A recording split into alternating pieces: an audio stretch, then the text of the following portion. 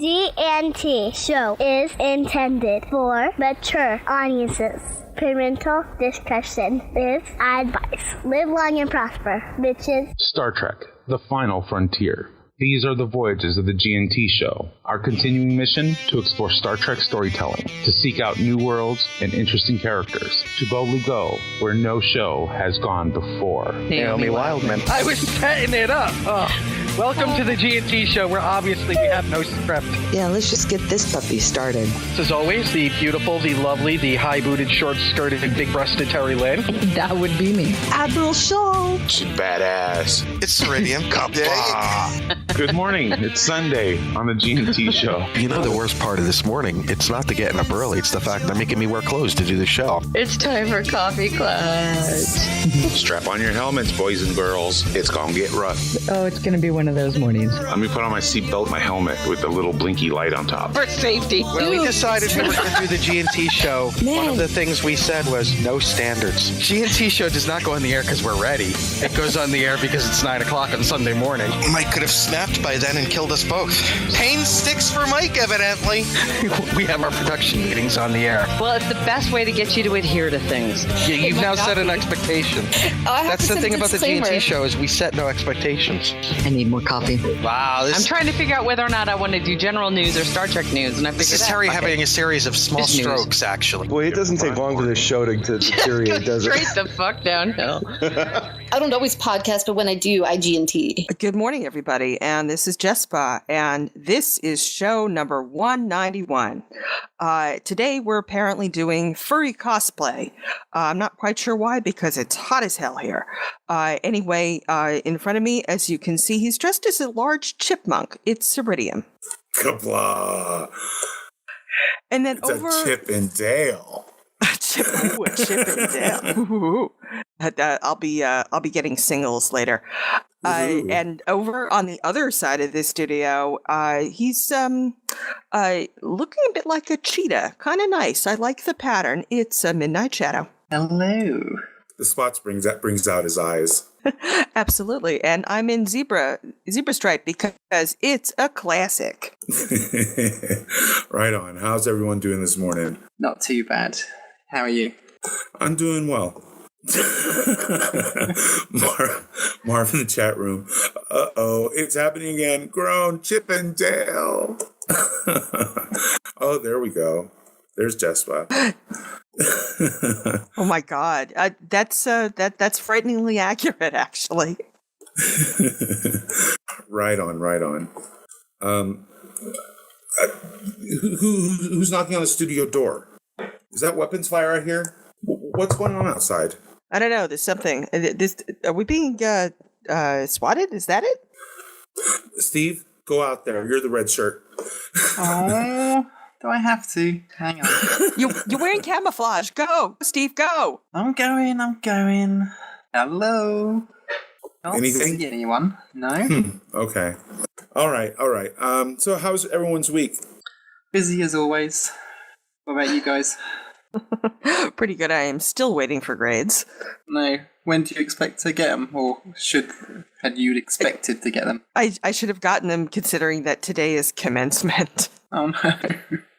Not for me. I don't graduate for another year, but still, come on already. Hello, Jespah. There's a voice in my head. Wait a second. Can other people hear that? Yeah, what? I thought I heard something. Uh-oh. Hold on. Is there someone in a stealth suit around here? Someone furry. Oh God, this furry cosplay in the chat room. This is a little scary, folks. Hey, you brought it up on our show. That's true. I take full responsibility. Did I hear that again? Who's in here with us? Hello, Midnite Shadow. Is that Nick? I sense a presence. Jolan True, citizens. Oh no. Boy. It's the Romulan. From an undisclosed location. Oh my gosh. From an undisclosed location. I have a small amount of time. I have no headphones. So this is Romulan ingenuity. Oh. Scary.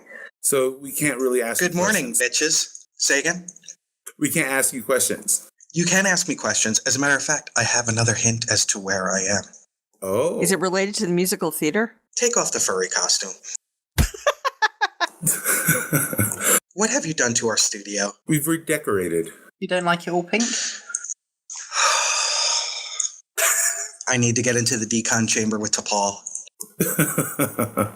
I bet you do. So how you doing, Nick? Tired, but okay. You're having fun doing the shooty stuff? No. Oh. I can't really say much because, as you know, the Tal Shiar has ears everywhere. Mm-hmm. But if you've seen my tweets, you will have seen about the ship that I'm on. We've seen a few. So what is the hint that you have for us about where you're at? The hint that I have, the location that I'm at, one of the most famous and possibly most decorated units in United States Army history trained here. Ooh, Okay. that's a big hint, folks. If you know your military history, you may know exactly where he's at. Or if you have Google. Oh, true. Google is your friend. Well, the picture that you showed looked a little bit like a place that I had gone to for summer camp several years ago. All right. Matt Anderson So do you have says, like archery and swimming and arts and crafts? This unit, okay, people are guessing the 82nd Airborne and Easy Company. Actually, Easy Company wasn't all that decorated. This unit, I believe, and I'm not sure, I'd have to check, I believe had the most Medal of Honor winners in World War II.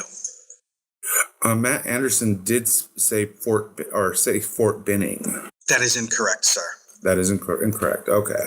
Well. Yes, that rainbow was amazing. It is not Fort Bragg. If it was at Fort Bragg, I would have been crowing long ago because that is my favorite place in the Army. Right on. And Bragg actually didn't train that many people in World War II, just the 82nd. And actually a lot of them trained at Camp McCall. Cool. Well, let's see. This week,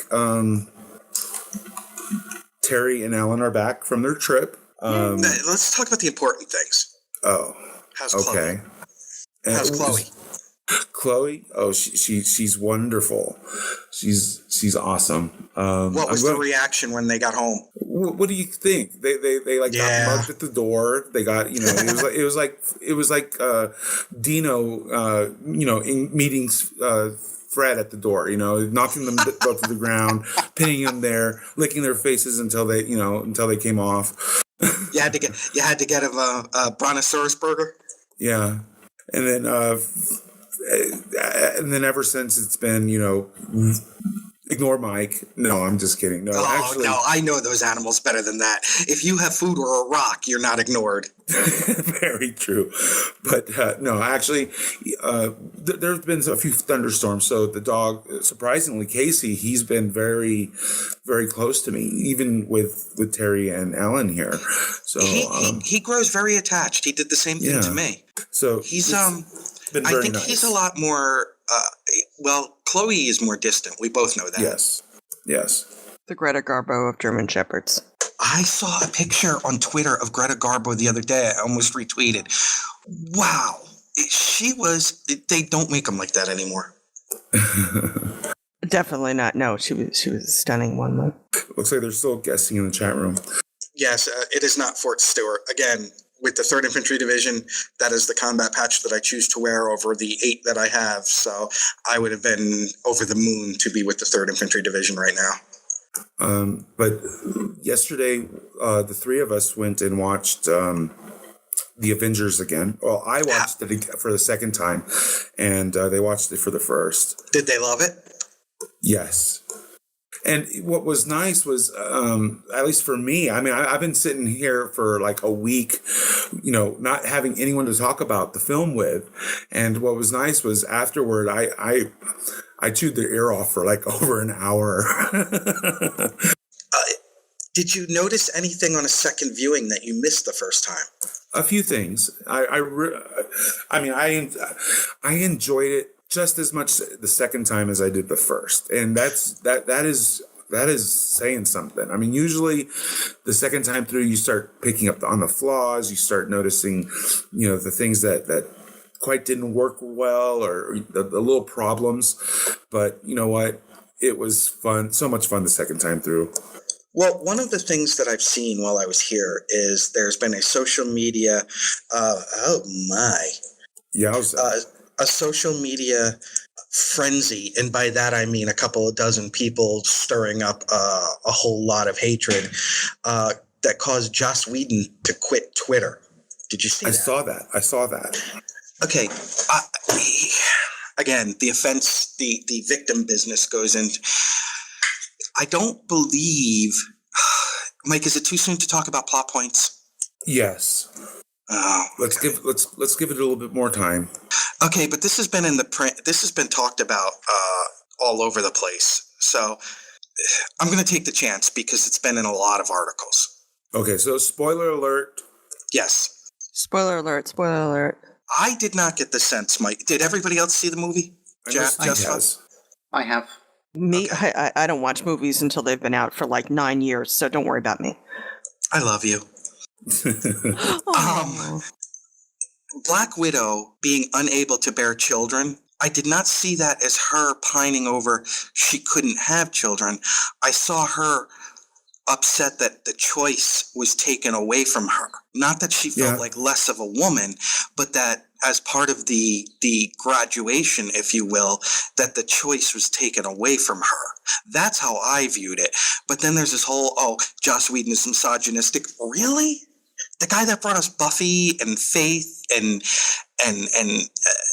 all these Zoe and River and... So that's the scene that we're going to talk about then. Okay.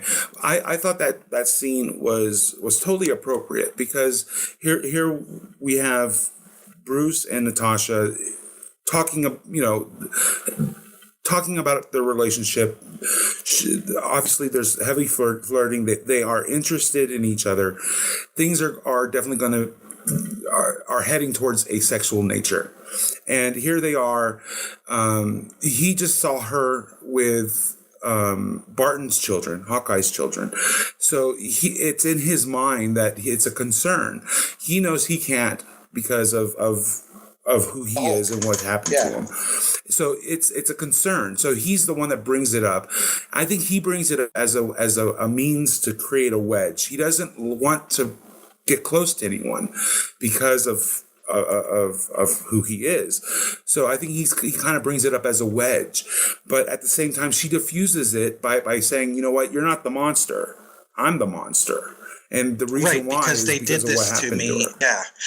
And then the other side of it is somebody tweeted that look, they took and made Black Widow a damsel who needed saving.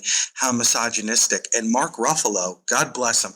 There's a lot I don't agree with him on politically, but I thought his answer was dead on. He said, funny, I thought that she was there to save me. Yeah. I mean, the whole film, I mean, I thought it was really well done. It was a true team effort because everyone had everyone's back.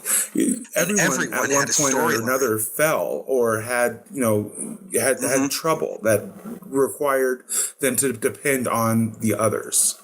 And everyone had a storyline. Oh yeah, I loved that. I mean, this is exactly how you tell a good ensemble story. You give everyone equal time, well, not equal time, but you give everyone an opportunity to shed light on who they are, where they are, in their head and in their lives. Well, I thought it was fantastic. A great example of that, Mike, is he may not have had the most screen time, but I think this movie had the most impact on giving us the character of Hawkeye. Oh yeah. I mean, I did not in expect, so many ways from a leadership standpoint. To see all that about him, and I loved every moment of it.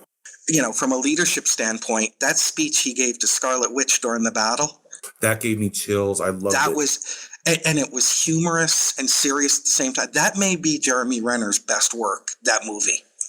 Yeah, and I like Jeremy Renner. I wouldn't say that I would pay to see him. He wouldn't open a movie for me before, but now I did love Hansel and Gretel though, but that was on an entirely different level. It was just so fucking stupid and awesomely stupid that it was fucking fantastic. But yeah, and then like somebody was complaining about when Black Widow picks up the shield and says, "I'm always picking up after you boys," that she's in the mother role. Really? I took it as she's quipping just like they all quip. I mean, this is what I talk about with the outrage factory. They will take the smallest thing and somehow make it sexist, racist, anti-man, anti-gay, this, that. No, Captain America's shield's on the ground. She picks it up. She makes a quip. She drives on.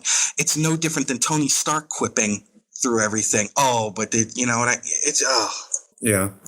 Well, like I said, if you have not seen the movie, please do. It's wonderful.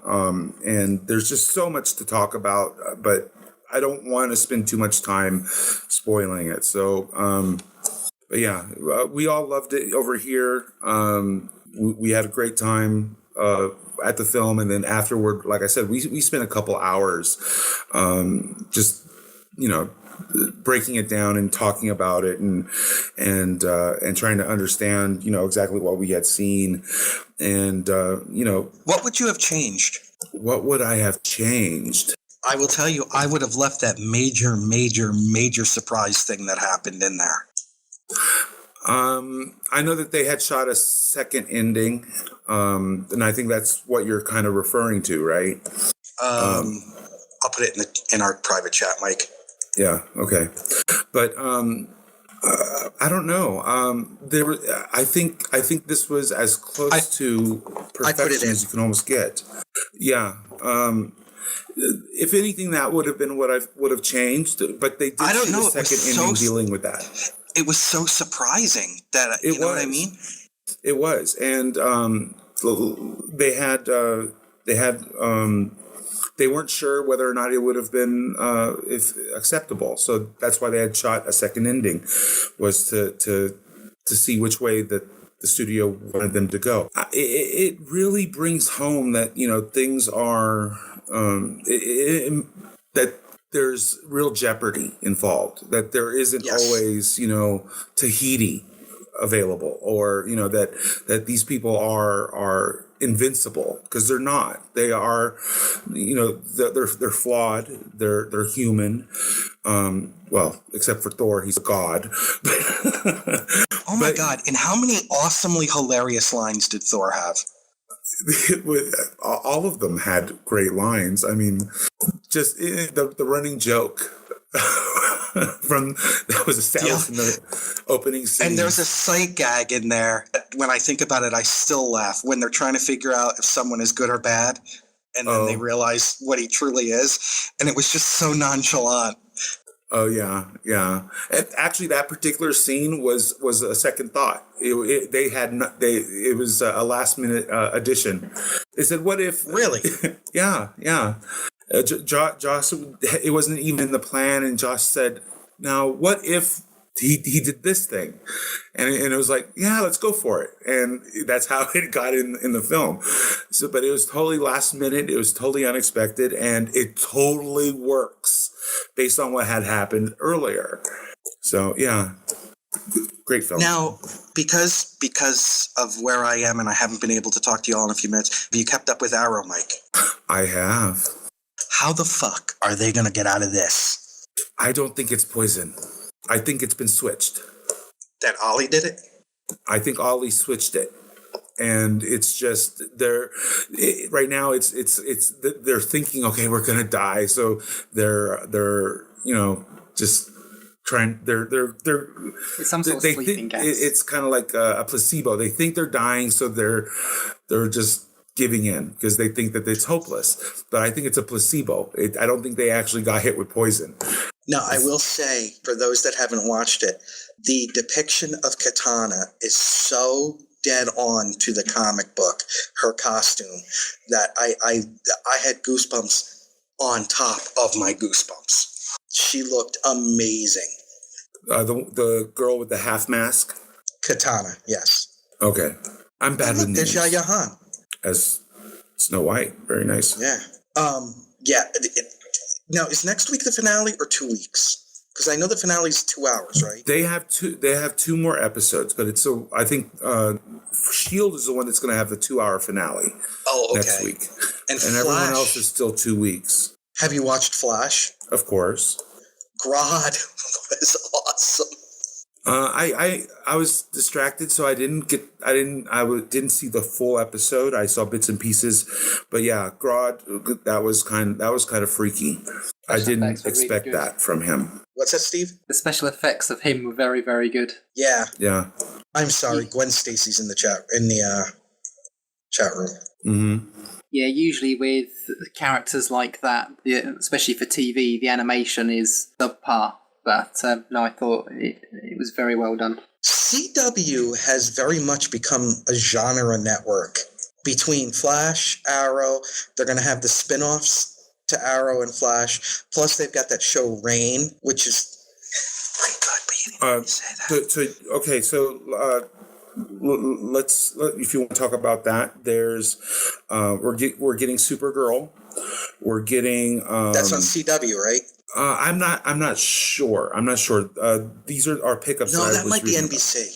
Right, it might be, but let's see. CBS. We're getting Supergirl. We're getting Agent Carter. It's coming back.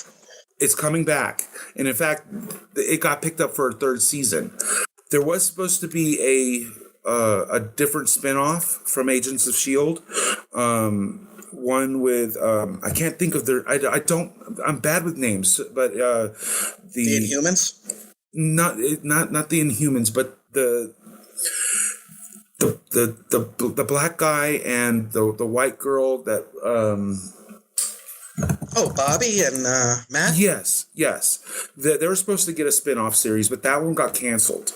And instead they decided to bring Agent Carter back, and not only is she getting a 2nd season, but they've also picked her up for a 3rd. So that tells you how well that show went. DC, there's also another show coming out that is more of an ensemble. I forget what it's called, but. So, I mean, all of these genre shows are definitely being picked up and renewed or being released. I mean, obviously, we're going to still have Gotham and Flash, and so it's awesome. Do you think they're going to reach saturation, or do you think as long as they're good quality, like Flash and Arrow and Gotham and Agent Carter, that it will be okay? Legends of Tomorrow. I don't think we're quite near saturation yet, but that is something that you do definitely have to worry about. But I think as long as they keep telling good stories and have great characters, I think it's going to be okay. Usually, I think Daredevil has set a new standard, particularly because it's an adult show. Yeah, but it's also on Netflix. So Netflix, but right. Yeah, it definitely. So, like I was saying, I think we're not near saturation, and as long as they keep telling good stories and are not being repetitive or kind of just rehashing the same thing over and over again, that's when things usually start getting really, really stale, and when it becomes a problem. But that may be the problem that Star Trek ran into. Oh, that is the problem. With Trek, they needed fresh blood. They needed new ideas, and sadly, it was the same people, kind of running the show. They didn't want to bring in anything new. And finally, with Enterprise, they did bring back Manny Cotto. He brought back some fresh blood. It really made Enterprise thrive at that point, but it was too late. It was too late. So I think as long as they can keep it interesting, keep things fresh and new and interesting, it's not going to get to that point where it's going to be super saturated. Now, it's going to be a while before we get there. I'll tell you something that may surprise you. What's I do not want a new Batman show. No. Do you want Gotham to continue? I want Gotham to continue the way it is, but I do not. I think that Arrow, by using Ra's al Ghul this season as the big bad, Ra's al Ghul is a Batman villain. There's just no two ways about that. But I think they have effectively used him in Arrow to expand the Ra's al Ghul storylines now into that universe. But also, there's enough other shows now, like Arrow. Arrow, it's pretty much captured the feel of the Dark Knight in its darkness. And the Flash is much lighter. So I like the way they're playing off of each other. And then you've got Ray in the middle as the Atom, who is absolutely hilarious. And count me in, I have become a huge Brandon Roth fan. Right on. Where's Terry? Well, last I heard, she was getting ready for her business trip, but maybe getting ready is taking longer because, as far as I know, she's got to leave here shortly. But you tell that Federation fool that I don't have much time, so she needs to get here. Well, I was hoping to move the show along to Star Trek news, and I read Takedown, Mike. Oh, you did? I did. How did you like it? I loved it. First of all, you Klingon Patak. That Romulan was not the bumbling fool you guys made him out to be. He was a man of limited abilities, but once he got the thing with the stuff from the people, he was as dangerous as anybody. Oh yeah, he definitely was. And I loved his assistant. Yeah, she was great, and she made me laugh out loud. Right on. Who would follow you? But no, John Jackson Miller, great job. And I really, what was the scene? There was some scenes that I really loved. Oh, Ezri Dax going toe-to-toe with the Admiral. Okay. Good stuff. A really interesting, almost a caper mystery in some ways. Yeah, that was kind of what he was going for. Was kind of sort of leaving it as a mystery, kind of building up and not really revealing anything until the end. And in the end, it's like, oh, and it worked really well. Yeah, well done. And did you know there's a new DTI novel? It's a novella, isn't it? Ooh. Yeah, I downloaded it, so I got to read it. Right on. I have not read it yet. But Did you read the first two? Yes, I have. Okay. Yeah. Good stuff. DTI is definitely a good series, and I'm glad to see that they're coming out with more, but definitely need more. Those characters are definitely interesting. And I like the concept of almost an X-Files type atmosphere. Exploring various time-related activities and goings on. But yeah, it's definitely got that X-Files type of feel. And Christopher L. Bennett has created quite the little team of investigators, the Deltan, the Human, and all these different people, so that I really enjoy that. Agreed. Oh, excuse me. My oh my, have you been enjoying the local cuisine? Is that why that's happening? No, that was chow hall food. That was ham and cheese omelet with Tabasco. They're putting different things into the MREs these days. No, this was out of a chow hall. Or as we like to call it, a dining facility, a DFAC, if you will. A DFAC, yes. That's what we call it, the DFAC. All right, let's move on to the meat of the show. Let's talk about Star Trek news.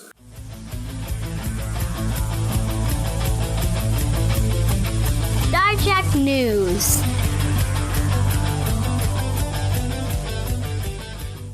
Look at Mike trying to get the show on track. I'm trying. He's awesome. We had a nice discussion about well, I've been away. TV and movies, so. And I'm not sure if I'll be able to be here next week, so. Yeah. It's been good talking to you.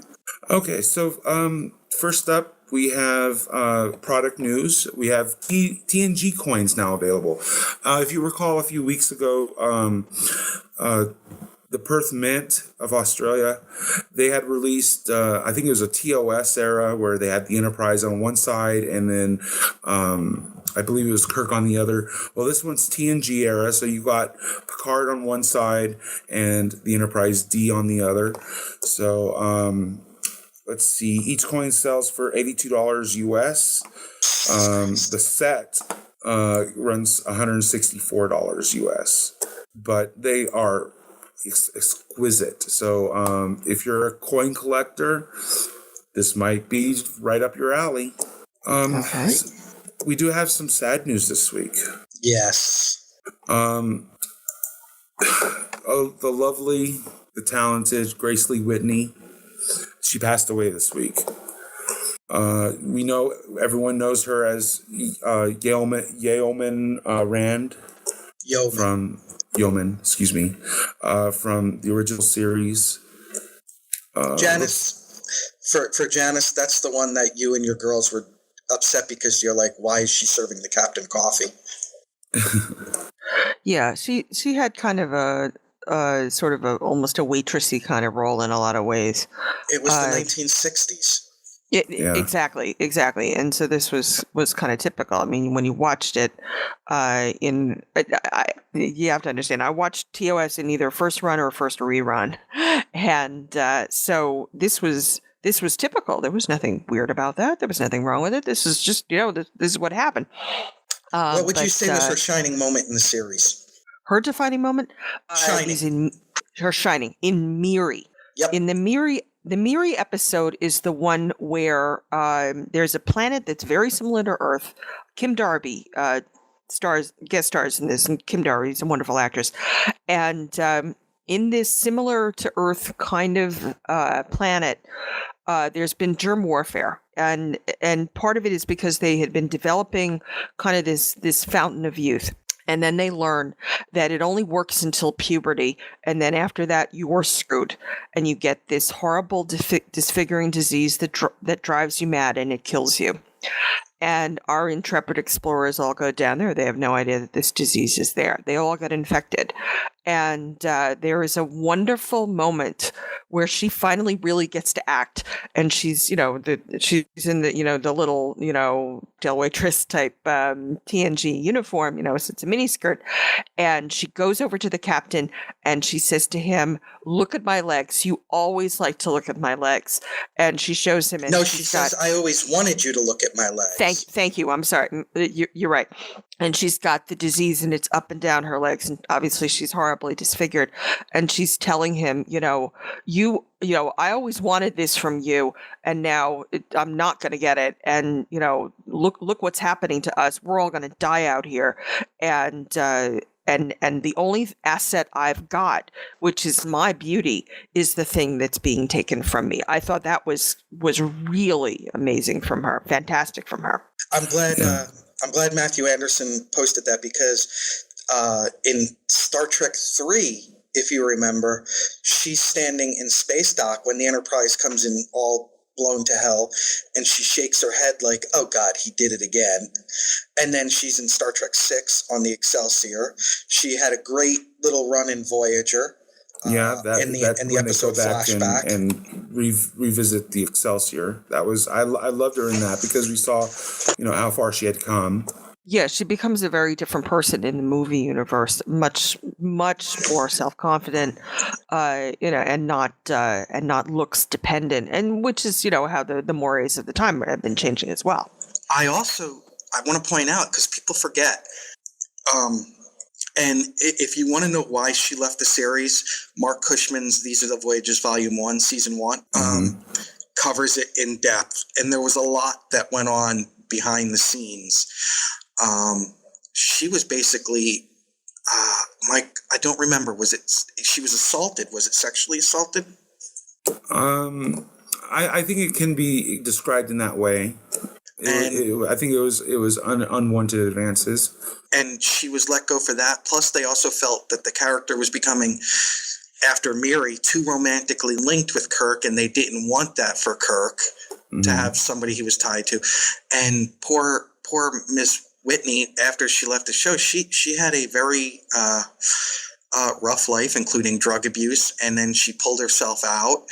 and she was always an amazingly friendly, warm person at the conventions. Totally approachable. She loved the fans. She was like Michelle Barrett in that she loved the fans, and the fans loved her. But a couple of early things from her. She was a catalyst in Charlie X, if you remember. When Charlie smacks her on the ass because he sees a male crewman do it to another crewman. And she has to tell him, no, Charlie, that's not acceptable.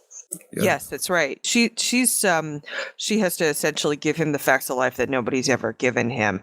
And again, it's that she's a bit of a sex object, but that she's got to be the one to turn around and say, this is inappropriate. Exactly. But she stood up to him, which is, at the time, that was, her turning around and saying, no, that is unacceptable. That was a pretty big deal for her to do that on TV. Another one is The Enemy Within, when Mr. Hyde Kirk from the Transporter Split attacks her and once again attempts to rape her. Yeah, she has a lot of saying no in a way that women didn't really have an option to do at the time. No, but she was a catalyst in many early episodes. To see things or to. I think they were finally getting comfortable with the character when everything backstage went down. Yeah. Well, which is unfortunate. Kevin Dillmore had posted an article on StarTrek.com regarding the first time he met her when he was 13 years old. So check that out. I love that picture from Star Trek 3 that they posted in the chat room of her looking at the Enterprise coming in. Right on. Another passing this week, Ellen Albertini Dow. God bless you. She was a guest star in the episode. She played Crusher's grandmother in the episode Sub Rosa. But I love her, and I remember her probably the most from her role in The Wedding Singer. She was the rapping granny who sang "A Rapper's Delight" in that Adam Sandler comedy. I love her. Good pull, Mike. That was like totally awesome. And I every time I see that, I just smile and go, "Oh yeah, she's badass." With a hip hop hippity. Come on, Mike. Anthony. So yeah, I am Wonder Mike. So yeah, she passed away also. So our condolences to her family as well. There's a great picture someone just put in the chat room of Grace Lee Whitney from the motion picture. She was the transporter operator who, again, poor Janice Rand. When the new Vulcan, what was his name? Commander Sonak. Yeah. Sonak? It started with an S. Sovac or something like that. Was beaming aboard and he got his molecule scrambled.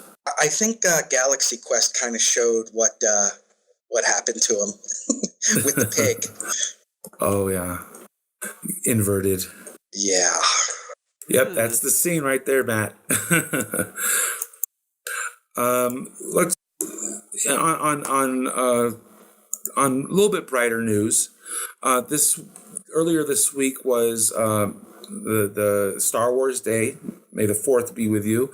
And Tim Russ, he explains what Star Wars Day is, and totally tongue-in-cheek, hilarious, gets it all wrong, but it was so funny. It was just awesome the way that he tried to describe it.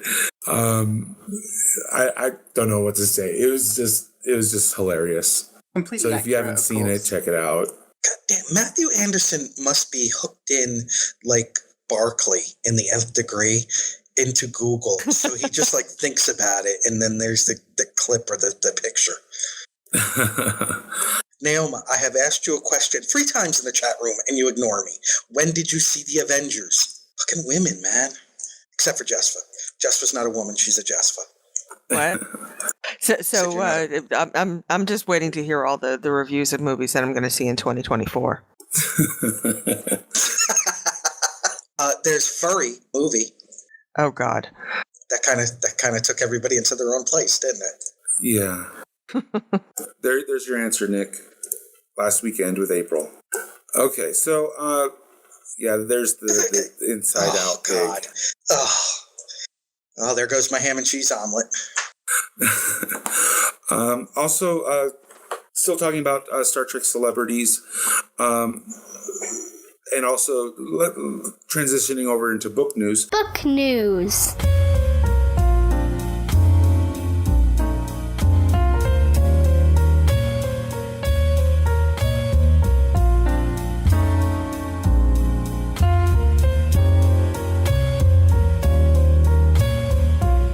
Rob Caswell, there's an interview with him on StarTrek.com talking about what goes into a Star Trek novel cover art.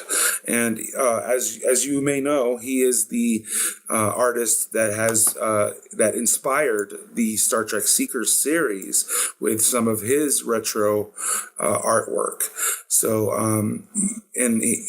there's some great shots of the four or two of the covers that he did for the Seekers, which is now quickly approaching. Books 3 and 4 are going to be released later this year, so definitely check those out and give the article a read. It talks about how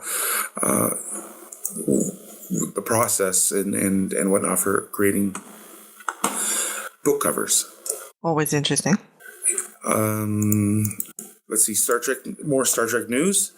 Star Trek The Ultimate Voyage, the concert tour, they've added some more dates. London at Royal Albert Hall, West Palm Beach, Florida, Atlanta, Georgia, West Palm Beach, Greenville, South Carolina, Nashville, Tennessee, Montreal. Let's see, there's some in Ontario, quite a few in Ontario. And then they head back towards stateside with Cleveland, Detroit, Milwaukee, Grand Prairie, Texas, San Diego, San Jose, Mesa, Arizona, Vancouver, British Columbia. So yeah, they're all over North America. Looks like. So check that out. It looks like they're going to be. Let's see. It's a special musical event designed to bring 5 decades of Star Trek to concert halls nationwide. So they'll be down to more than 100 North American cities next year, and like I said, they've added 30 more dates. So that's pretty exciting. Some great music. Like your voice is kind of going. Terry came back with a cold. So it's very possible. I may be catching it, or I may have caught it. So I told you not to make out with her. Well, it's hard to resist. She's been gone for a while. You had to say hello properly. You made out longer with Alan, though, didn't you? Yes, I made out with Alan. It wasn't Terry. This explains a lot. Hey. Moving right along. Okay. Star Trek gaming. We have lots of gaming stuff to talk about. First up, the Attack Wings tabletop gaming. It's getting a new addition. Let's see, Wave 14 is the USS Pegasus. As you know, Pegasus is from the TNG episode with the same name, where Riker is dealing with some command issues in dealing with an old commander who has come back to retrieve a experimental Starfleet ship that had an experimental cloaking device and phase cloak at that, and the ship ended up in a asteroid of sorts. So they've got the captain Eric Pressman. They've got obviously Riker as part of the ship. Several of the crewmen that were aboard. Phasing cloaking device is one of the items. Escape pods. So if you're into tabletop gaming, look forward to this this new addition to Attack Wings from NECA WizKids. Next item for Star Trek gaming is Star Trek Timelines. They announced that the Cardassian Galler class cruiser will be in game. So not only will you be able to select your crew from all of the Star Trek characters throughout the years, but you also have choices. You can also earn what ship to fly. So they have a little video that includes that talks about their upcoming Cardassian Galler class. Great. Okay. Next up, looks like a trio of classic Trek games are coming back. Let's see, Star Trek to the 25th anniversary, Star Trek Judgment Rights, and Star Trek Starfleet Academy.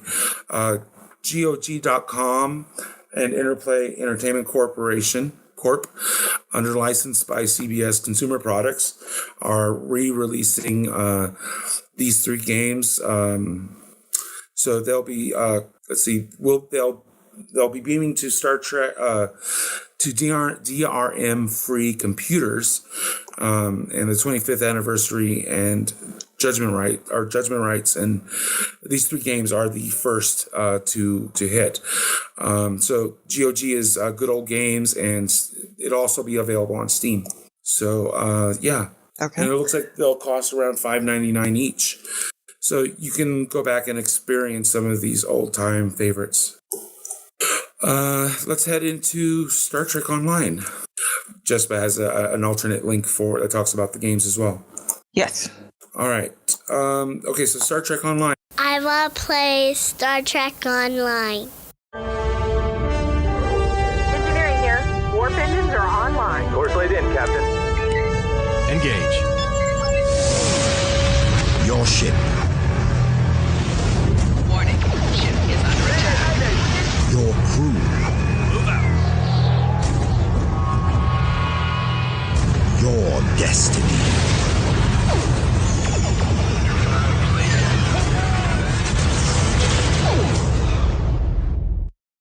The big news, I think, this week is the pilot ships have been released. So if you're, you take advantage of the pilot specialization, the pilot bridge officers, and pilot abilities. There's a total of 9 ships, 3 for each faction. And I have to say, some of the ship designs for these are some of the nicest I've seen in a while. I really like the way these ships look. They are so nice, the Klingon ones. I love the Klingon ones. The Romulans are awesome. I thought they were ugly, to be honest. Sorry. Really? I like the bent wing look on them, on a couple of them. But when I first saw the Starfleet ones, I said, wait a minute, that's not Star Trek. That's from Battlestar Galactica. Those are Cylon ships. That was my first impression when I saw the Federation ones. But the Klingon ones are great. I love those. And I do like the Romulan ones. They've got that bent wing, so it looks like they're birds of prey in flight. Whether attacking or whatnot. One of them doesn't have the bent wing, but it has what looks like its feathers spread, which is like totally cool looking, I think. Have you had a chance to see them, Nick? Did Nick head out already? He's still in the studio. He's still with us, okay. But yeah, you can get those right now, and there's also a ship sale going on in Stowe, 20% off your Star Trek ships. Include the pilot ships, though. Yeah, the pilot ships are not part of the sale, but they are nice. I've been playing with my Federation one on my Delta recruit. Well, one of my Delta recruits. I love the new facility that comes with them for piloting. You've got, as default, if you double tap left, right, up or down, you shoot in that direction. It's kind of like on ground. When you double tap, you kind of like either do a roll forward or a roll backward, or you could kind of like a dodge. And now they have that same tech essentially, but in space.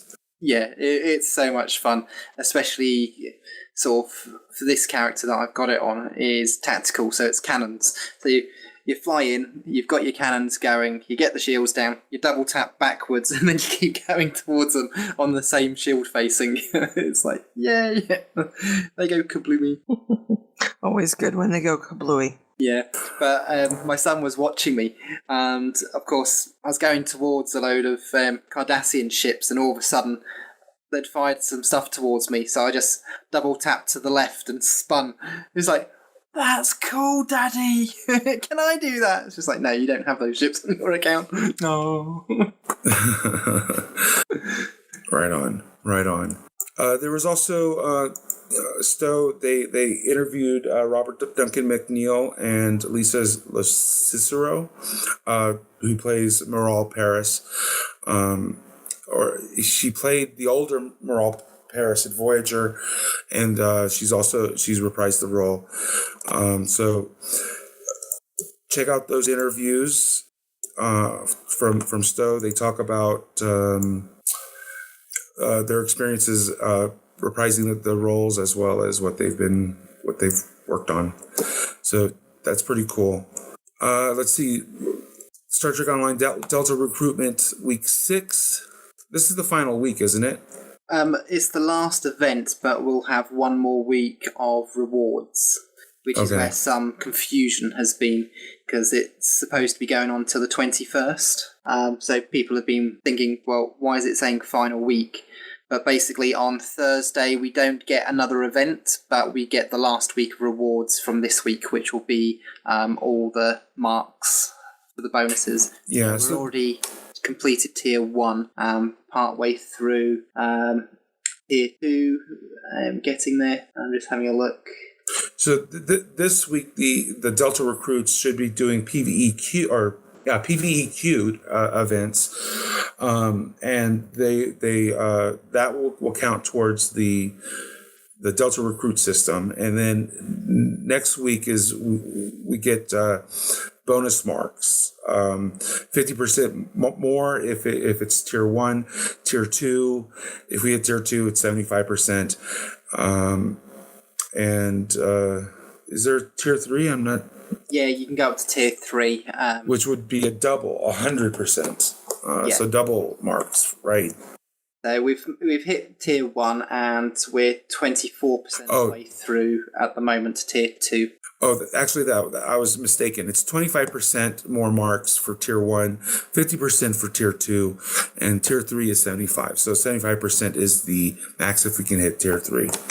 And I've already talked about 20% off ship sales. So, all right. So that takes us into STLV.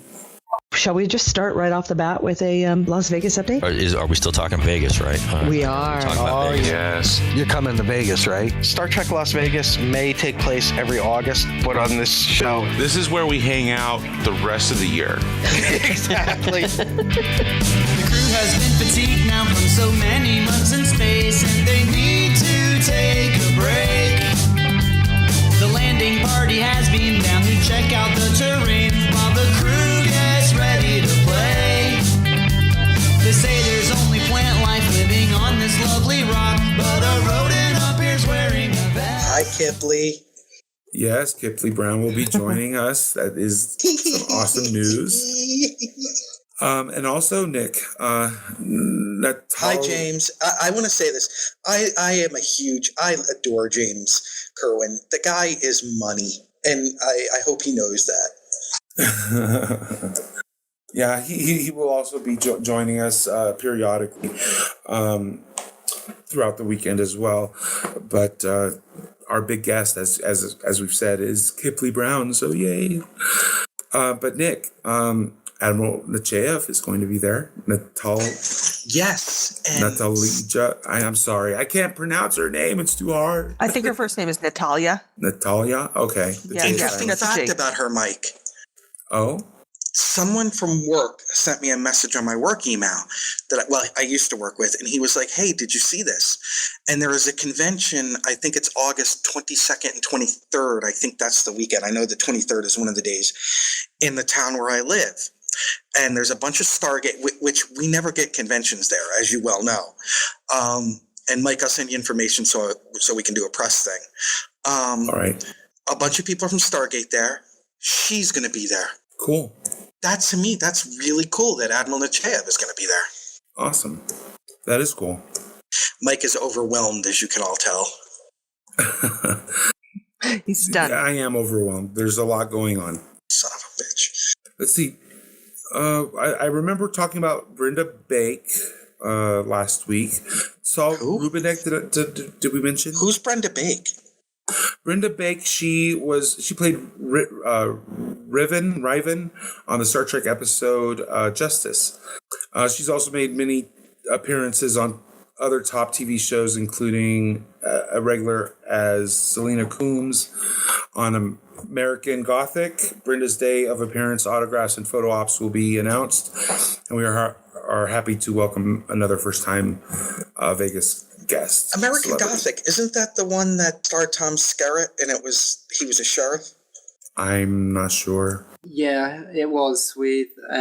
It was a weird show, and they had planned to do an X-Files American Gothic crossover, but it never happened. Yeah, it was really good, but in the UK, the thing is the BBC had it, and they can be really crap with their scheduling, especially when it came to like tennis or football being on. They'd just stop it for weeks, and then they wouldn't announce it was back on, so people missed it. And that happens, Steve. That happens here too.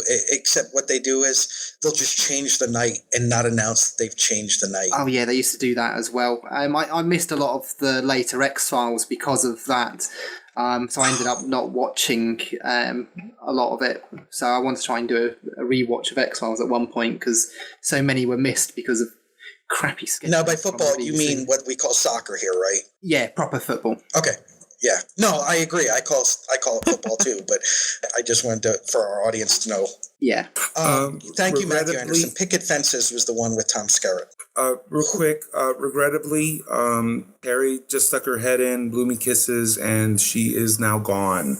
So, sadly, she could not join us this morning. But she is now on the way to the airport in order to be able to make her business meetings this week. So, I wish her a safe trip and look forward to her return next week. She will be racking here up some frequent flyer miles. Yeah, she's been doing a lot of traveling. So I was hoping that she'd be able to pop into the chat room or say hi, but we understand she a lot to do and last minute stuff. So that's all right. We got Nick instead. Yeah, which is fantastic, completely unexpected. I'm very happy to get a chance to talk with you, Nick, today. From his undisclosed location. Yes, from his undisclosed location. Where it is currently 48 degrees. Is that a hint? I think it might be. Ooh. Fahrenheit or Celsius? Fahrenheit. Thank you. If it was Celsius, I'd be dead. It would be That's true. I'm sorry. Yeah, that would be, you'd be melting lead or something, right? I'd be back in the Middle East. Shh. Which I'm not. Okay. I don't know if I had the chance to announce this on the show, Mike. Oh. No, I didn't because it happened the week before I came out here. When I get home from here, I am taking 2 days to go to my higher headquarters battalion, finish my packet. I have finally received what I needed. I will be retired probably by the time of the convention from 28 years in uniform. Wow. Congratulations. I've been fighting for this packet since 2009 and finally got it straightened out because, they're slow and then there's Army slow. Well, congratulations. So what happens next? What's after retire? What's after? I will be retired from uniform, but I will still be working my civilian job, which means that I have my weekends back. Right on. Well, and it's over a quarter century of my life. Piece of my life will come to an end, and I'm not sure what to make of that. Because the next time something breaks out, I'm going to be like, I got to re-up. Well, enjoy retirement and congratulations. It can be a very mixed feeling to end something that's been going on that long. Yeah. Well, today is Mother's Day, so to all the mothers out there, happy Mother's Day. And just before you said that, I put something in the chat room. It was totally not planned. Yeah, I just noticed that. Oh my God.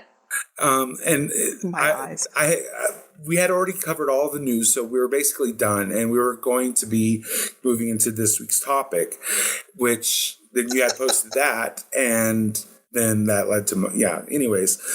Yeah, so let's move on. Yes. Let's move on. So StarTrek.com, they had an article celebrating moms. So I figured let us take a moment and talk about mom in Star Trek, all the various moms that we have seen throughout the years. Who's your favorite mother? I'm gonna put Steve on the spot. Who's your favorite Star Trek mother, Steve? I think now. Are we talking mother, or people who acted like a mother? Because there's, of course, Janeway, who acted like everybody's mother. Well, Janet and I were talking this morning, and I think we should clarify what we mean by mother. Because, of course, as the little biological has a little picture of, it could be a Trip. Biological. Trip does include Trip with his wrist nipple does work as a mother. Stepmothers also count. Adopted mothers also count.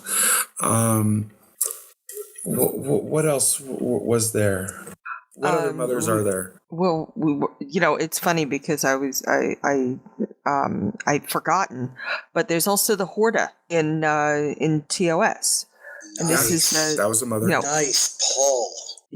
Here is a creature that really can't quite communicate with us, yet that's her first and one and only huge instinct is, take care of the children and sacrifice herself if necessary, become a killer if necessary to save her children. No kill I. There's Keiko, who we've seen going from giving birth to becoming, to becoming sort of the mother tigress. When, you may now give birth. Yeah, you may now give birth. When Miles is possessed, she has to defend her children against him, their father. There's T'Pol, who I think kind of didn't really know what to make of things, because both times when she's shown as a mother, it's in a way that she doesn't really have a personal direct connection. There's both Elizabeth Tucker, the doomed infant, but there's also Lorian in the E2 episode. I'm gonna throw a wild card in there. Okay. You know what? No, I'll wait till Father's Day. Never mind. But let's see. Worf's adopted family. His mother. Yeah. She was a strong woman. Fucking awesome. Yeah. Then we saw Julian Bashir's mother. We got to meet her. Yes, Kalar. Yeah. Kalar, yes. Alexander's mom. Yeah, Kalar was kind of like this high-powered, like a female executive almost. She was an ambassador. Yeah.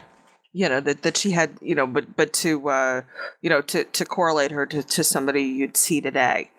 She would be almost like somebody who would get up and get her son ready possibly for daycare, because she's out being the treasurer, the CEO of a company. Here's one for you from the episode where Leonard James Akar is born. Oh yeah. Oh yeah, I can't remember her name. It's Julie Newmar though. Yes. Friday's Child. Very much. I've got two more names for the mix. No one, only McCoy. Yes. There's also Lita and Mookie. Oh yes, very true. Lita's stepmother. I'm not going to throw Lita in there though. Lita, she was a stepmom. She's stepmother, but she didn't. She had very little to do raising Nog. Yeah, I mean, she loved Nog, but Nog was already He was in Starfleet by the time they got married, wasn't he? Very close to it. I like Cassidy more as a stepmother figure. Yeah. Well, you've got Jake's mom that came from the Mirror Universe.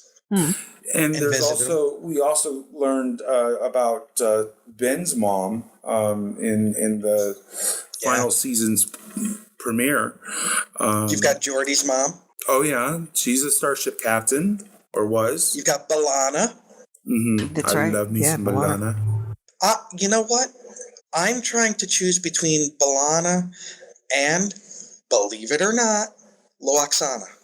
Well, Lwaxana, I mean, she is the overprotective. You know what? Mother. I'm going to go with Lwaxana because not only was she the great Jewish mother, but the story of what happened to the other daughter. Oh, yeah. The one that passed. And that may have been Michelle Barrett's best acting job on the show. That and the one where she was in the elevator with Odo. With Odo. Yeah. I would say my favorite mom on the show is Lwaxana, and I know she's a lightning rod. No, I like her. She's very real. She's not as controlled as so many others, and that's what has often bothered me about Star Trek characters being way too controlled. And I recognize that most of the time we're seeing them and they are quote unquote at work. So you're going to have a work persona, a work mask that you wear, as it were. But Lwaxana, she doesn't give a damn. She's just going to let it all hang out, and sometimes literally. I think we actually saw more of her being a mother than anything else within sort of mothering role as well. What about Ensign Wildman's mom? The absentee parent. Yeah, well, we didn't see her. We saw the child, didn't we? No, we saw Ensign Wildman a few times. Yeah, but not a lot. I would say Seven took on more of the mother role for Naomi Wildman. Yeah, and Janeway was Seven's mother figure. Well, Janeway also, if you remember, she also took a kind of a mentor mothering role with Naomi.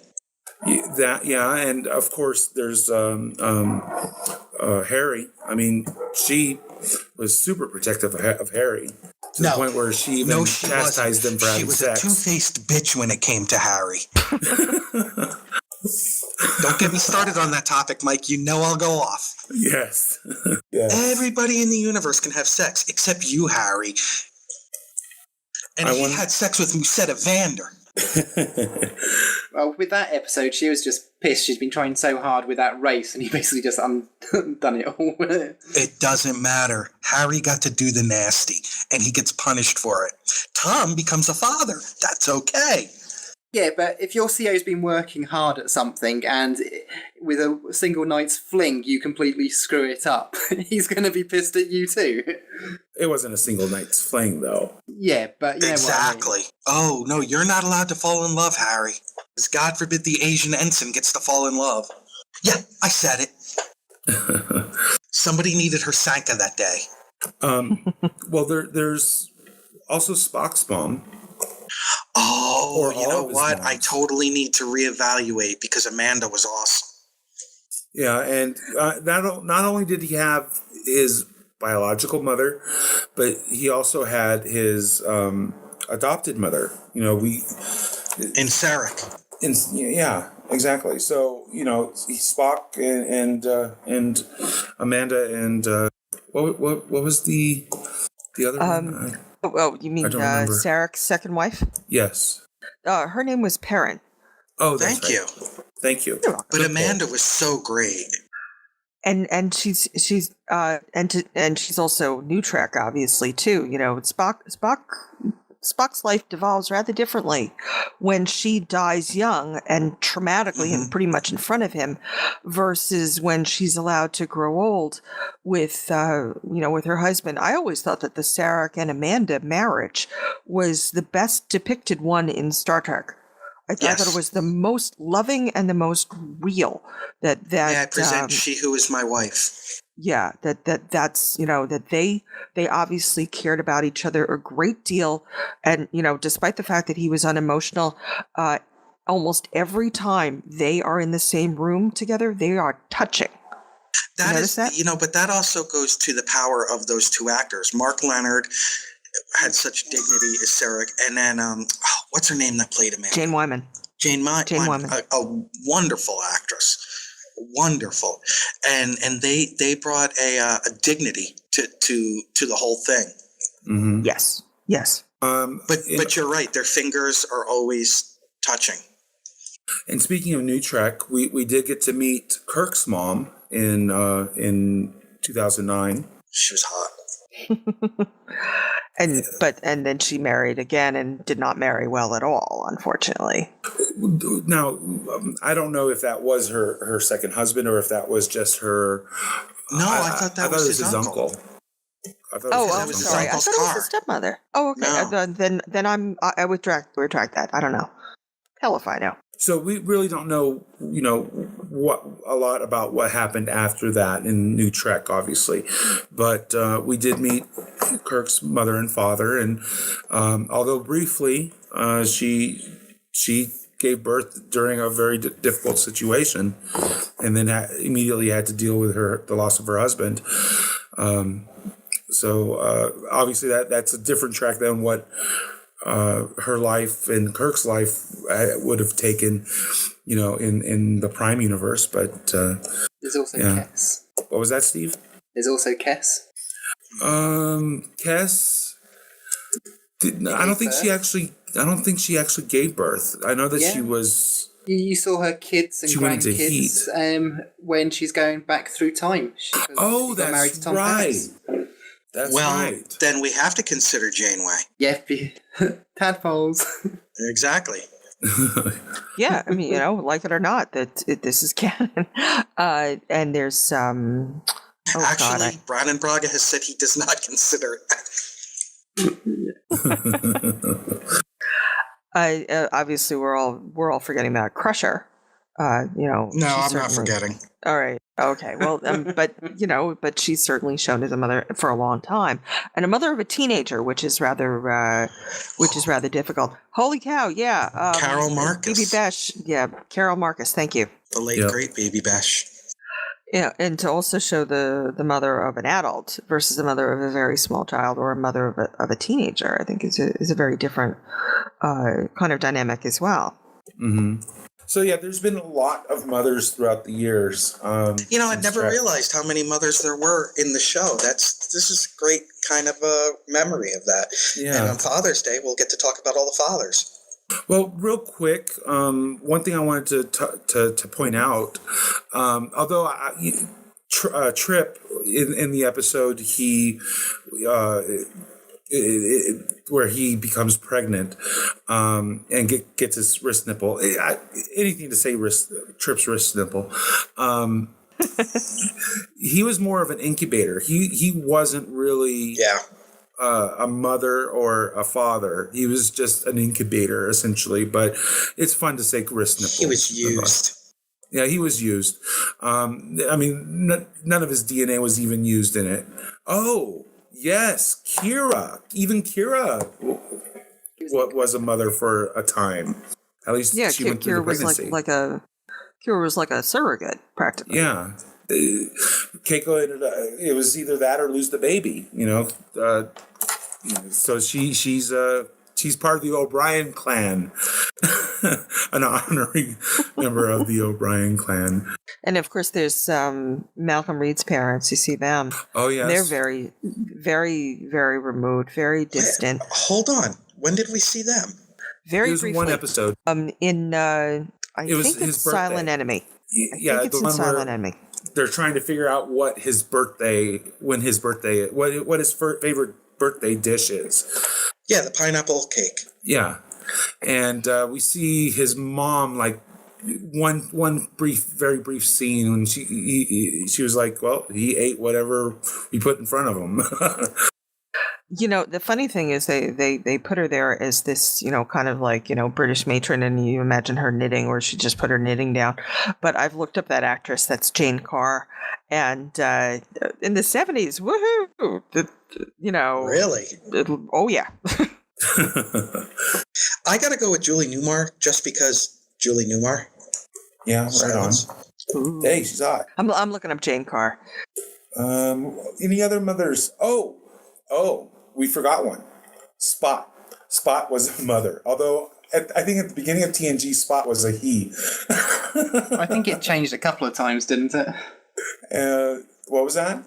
I think the sex of Spot changed a couple of times. Probably, but let's see. Spot was definitely female in the episode, I think, Genesis, the one where Barclay turns into a spider and Riker turns into a caveman. Stop it. But in that episode, Spot was definitely a female. Any other mothers that we can think of? There you go. Yep, good picture. Julie Newmar. Any other mothers that we can think about or can remember? We talked about the Horta mom, which was a great pull. Well, Seven, we had mentioned that Seven was kind of a mother figure to... Egypt's mom.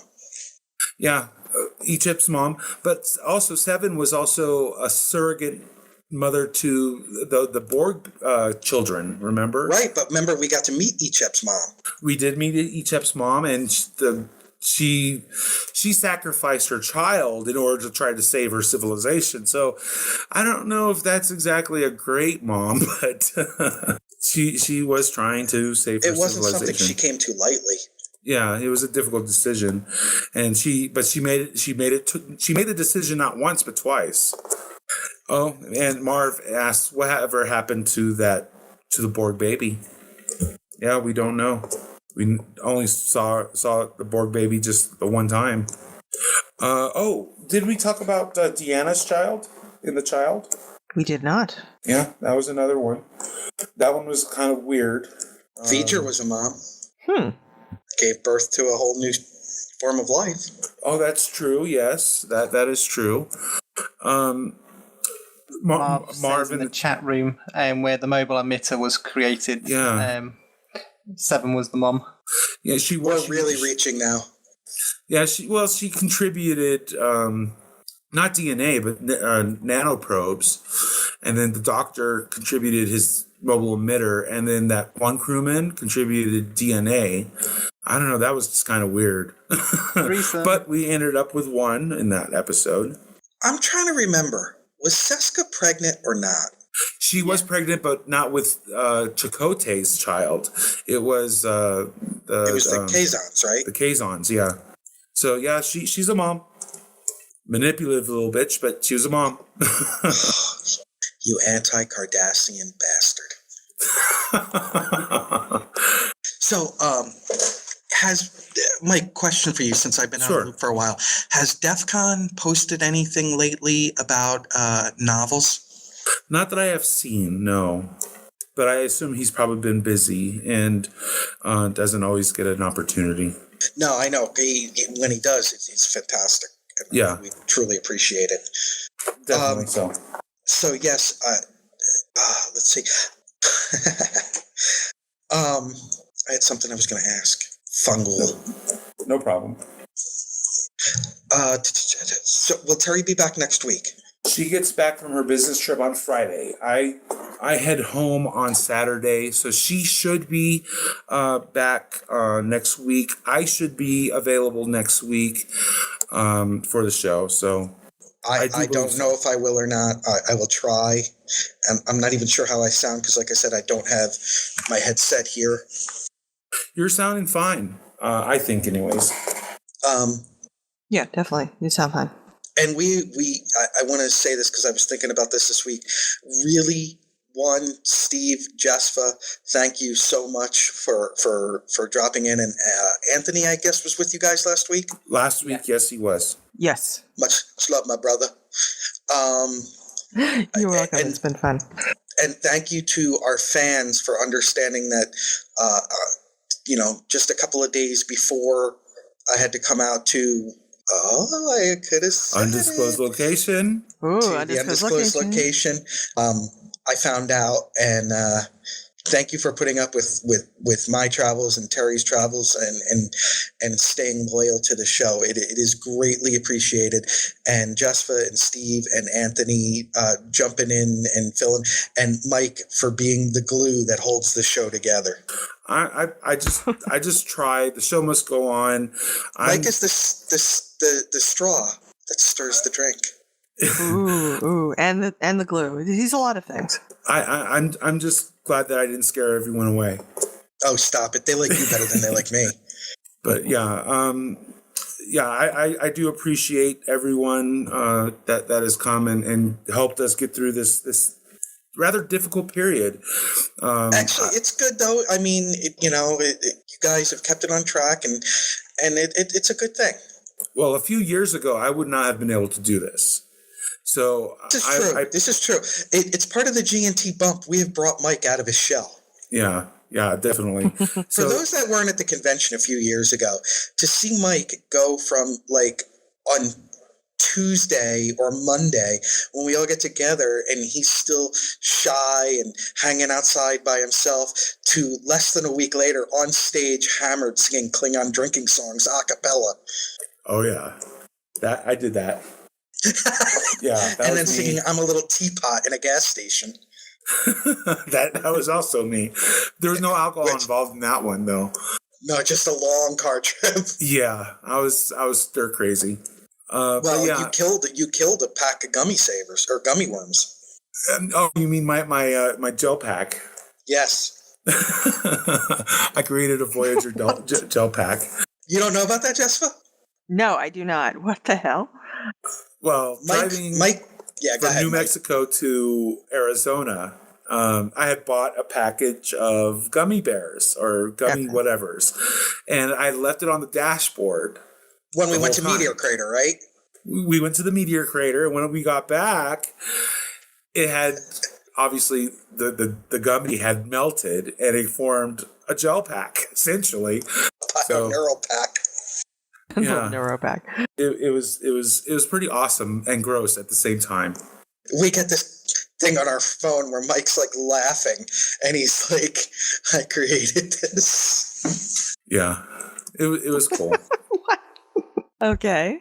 I think I have a photo somewhere. I have to. Yeah, he was like, "I have to pour my gummy bears out because they're liquid." And yet, all the color remained. That was so weird. Yeah, although it was liquid, the colors didn't blend together. You can see distinctively where each color of the gummy was. So it was very pretty to look at, actually. This is disturbing on several levels. You should have been there. But again, I want to thank everyone that has decided to hang out with us throughout all this time, especially lately with Nick and Terry traveling. I'm traveling, but I still manage. As rather difficult, but nonetheless. And all of our guests that have come and joined us, thank you so much. Jespah and Steve, couldn't have done this without you. I am still jotting down plans for 24 hours of G&T. For those that may not know what that is, on Halloween, starting at noon, we will begin 24 hours of G&T. This is the G&T telethon, if you will, to for because we usually do the what is it, Mike? GoFundMe.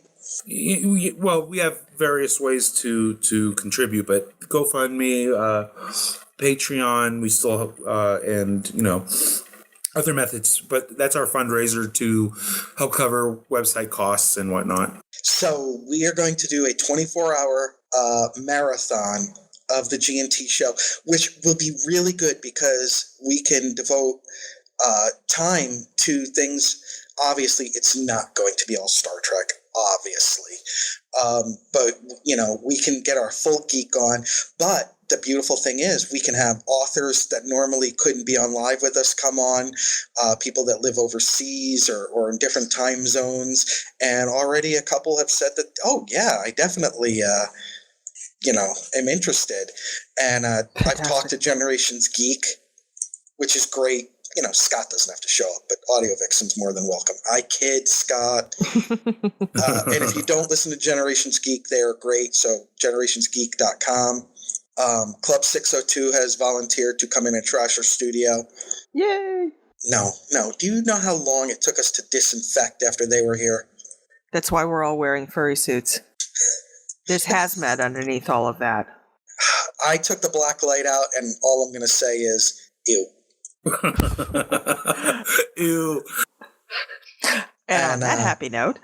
And we can get different people to come in to sit with us. And now I'm not going to say that Terry, Mike, and I will be there all 24 hours because, but we'll be like the Jerry Lewis telethon, except, with talent. And one of us will always be here. I fucking hate Jerry Lewis. And the best part will be the final 2 hours of the telethon or the fundraiser will be our live show. Oh my God. It's gonna be a little loopy. So we'll be like Adrian. We'll be hallucinating and seeing things and talking in gibberish. Yeah. And shut up. And I definitely want us to have Adrian on during that time without her sleeping. It's the only podcast where you odd time in the early morning. It's the only podcast where we're speaking in tongues. Stay tuned, folks. But yeah, no, it'll be great. And Mike, I have discovered, and whenever and however long it is into the future that we have our last episode, I have found the last thing that I want played on the show. Okay. Video killed the radio star? No, but it is a song. Okay. Hold on, I'll put it in the chat room, in the private chat room. Well, hopefully that'll be a long time away. Let's head into announcements and discuss contests. There it is. Do you know that one, Jespah? Oh, yes, I know that one. Absolutely. How perfect is that, right? It's awesome. Okay, right on. I see it. Yeah, if you get a chance, listen to it today, Mike. All right, I can definitely hear us all singing along with it. Cool. Oh, it'll be sad. So, contests. Obviously, Nick, you're where in the world are you? Contest is going on. You had promised a local delicacy, is that correct? As the prize for guessing correctly? Yes, but the problem is I have no transportation here, so I'm not sure I will be able to get out and get anything. But even if I have to, I will pick something up at the airport, and not the airport where I'm at, because the airport where I'm at is it's small. An intergalactic spaceport. Oh no! It only has like 2 or 3 flights. Only like 2 or 3 flights a day into it. Yeah, it's one of those tiny ones. But I will be connecting at a major hub. Okay. Also, Terry's takedown challenge is ongoing, and for that, if you read Absent Enemies, Star Trek Titan Absent Enemies, and locate her favorite scene from that book, from that novella, email us at host@gntshow.com and let us know what you think her favorite scene is. You have a chance.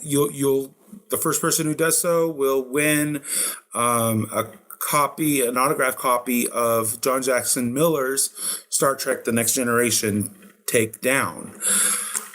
And if you have your guess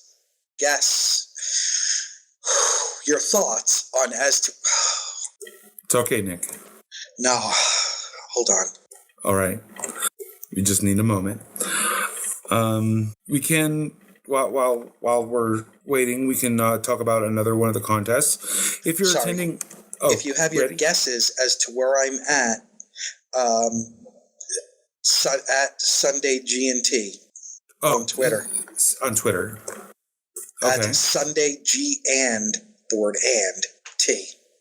Yeah, we've seen a few already, so more is always great. And Jespah, if somebody gets it correctly, to that account, to @SundayGNT, go ahead and set it to the side so that we know they were the first.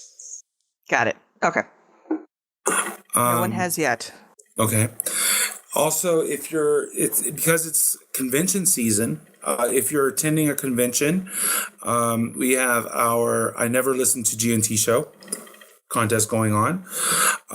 So if you can get a Star Trek celebrity or multiple celebrities to say on the record that they never listened to the GNT show, you'll have a chance to win Star Trek Catan. It's a board game, a tabletop game. What kind of game is it, Nick? It's a board game. It's a board game. Okay. It's Settlers of Catan, except it's Star Trek. Right on. So, and let's see. Our YIGNT contest. I have great news. We are getting closer. I have all the prizes in my hands. Well, in my bag. As soon as I get home, I will be shipping them all out. So, but we have kind of sort of figured it all out. So, Jespah, we'll have to talk after the show to finalize a few things, but yeah, okay. We are ready. So those should be going out not next week, but the week after. So look for them. You'll be receiving. We'll be in contact with the winners, and to get some shipping information from all of you. So if you participated, thank you very much. We appreciate everything that you've done. Thank you. Matthew Anderson just put for Mother's Day a picture of Sarah Connor from Terminator. One of my absolute favorite scenes in any sci-fi movie is in the beginning of Terminator 2. The first time we see Sarah Connor, she's doing pull-ups.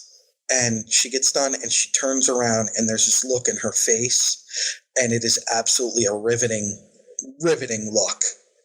The change in Linda Hamilton from the first film to the second one is pretty so extraordinary. In the second one, oh my God, yeah, her arms were like, holy shit, woman. Of course, if I was married to James Cameron, I'd bulk up too so that I could beat the shit out of him. There's that look. God damn it, Barkley. Any other announcements? That is a sexy look. I do actually. On Ad Astra, which is where there's a lot of fan fiction posted, including a lot of my own. Next week, yeah, it's starting the week of the 17th. We're starting what's called the 12 Trials of Triskelion. That is 12 weeks over the summer. This is the third year we're doing it. It's a bunch of writing challenges. You are welcome to come and write. You are welcome to read. You're welcome to review. And we just have a grand old time with it. And spoiler alert, the first week is flash fiction. So there's a 300-word or less fiction that you have to post every single day for the first 7 days. And I already have a draft for mine, and mine is going to be about time travel. So in case anybody wants to... Is that cheating? Already doing it? No. There's nothing wrong with that. I was being serious.